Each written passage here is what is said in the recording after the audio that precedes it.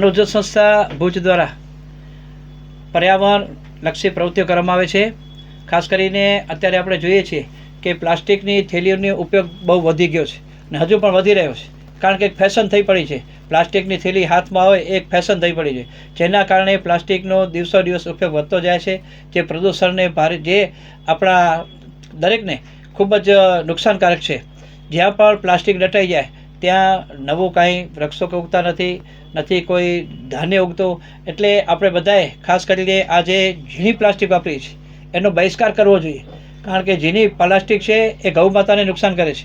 આપણે કોઈ પણ વસ્તુ લઈ આવીએ એને ડબ્બામાં ઠાલવીને પછી આપણી ઘરની બાલ્કનીમાંથી આપણે જ્યારે આ કોથળી અથવા પ્લાસ્ટિક ઝીણી એ આપણે નીચે ઘા કરી દઈએ અને ત્યાર પછી ગૌ માતા આવે એને ચાટે અને એ ગૌ માતા ખાઈ જાય છે પ્લાસ્ટિક, અને ગૌ માતા બીમાર પડે છે. ત્યારે એના પેટમાંથી 20 થી 50 કિલો પ્લાસ્ટિક નીકળે છે અને ગૌ માતા ઘણી વખત મરી પણ જાય છે.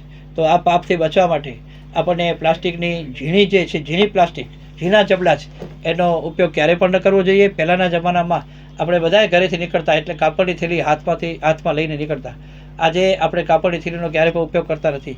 લોકોને મારી નમ્ર અપીલ છે કે આપણે ગૌ માતાને બચાવીએ, કાપડની થેલીનો ઉપયોગ કરીએ અને પ્લાસ્ટિકનું જે પ્રદૂષણ ઘૂસ્યું છે, જે પ્લાસ્ટિકનો વપરાશ દિવસો દિવસ વધતો જાય છે, એને આપણે પ્લાસ્ટિકને વપરાશમાં ક્યારેય પણ ન લઈએ. આપણે કાપડની થેલીનો ઉપયોગ કરીએ, કાગળની થેલીનો ઉપયોગ કરીએ, એવી મારી નમ્ર અપીલ છે.